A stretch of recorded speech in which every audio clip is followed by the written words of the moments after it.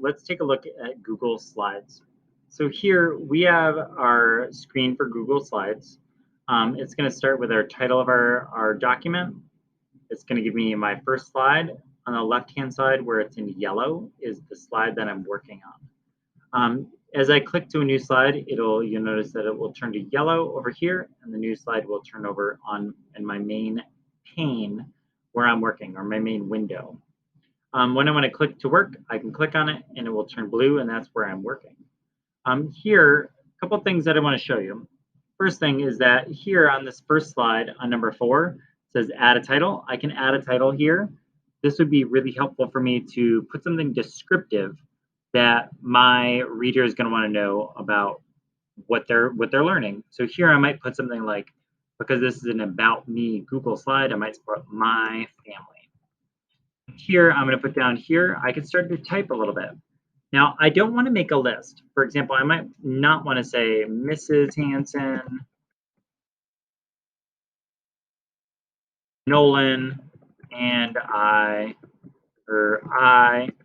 and the 2 cats. Here instead, I might decide to do those as bullet points.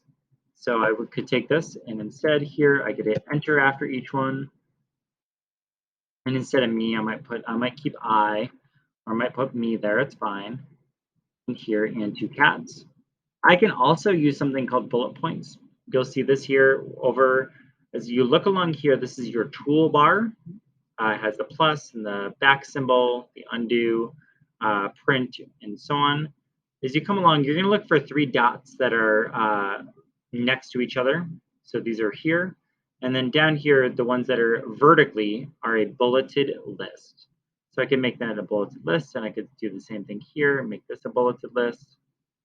Same thing, I could just type next to it. And boom, there's my list. Now I've gotten to the end of my slide. If I want to go to the end of the slide and I go, hey, I need to add a new slide, I'm going to come up here to my toolbar and click plus. Plus is going to allow me to add a new slide.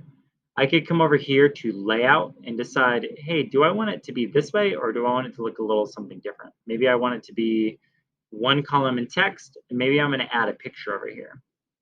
To do a picture, I would go to Insert, Image, and then decide where I want to do something from. Maybe I want to do an image that is my camera right now, and I want a picture of me,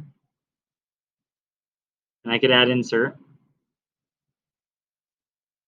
I got to click the picture here and add Insert, and then I can move it here and here.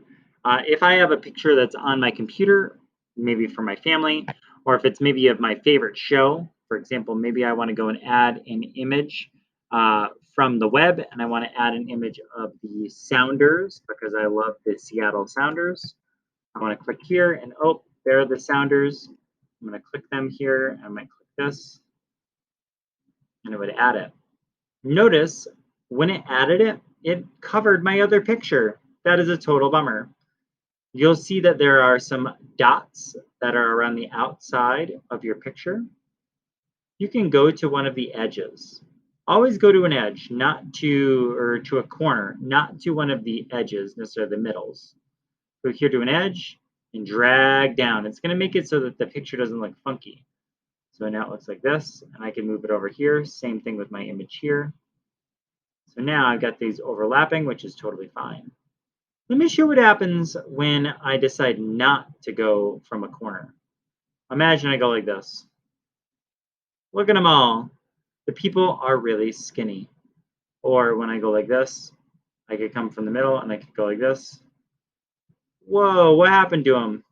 They're really blurry and they've gotten all kind of squat. So I want to make sure that if I've done that here and I don't want to use that, I'm going to go over here to my undo button. I'm going to undo again, and undo again, and I'm back to where I was with my original image.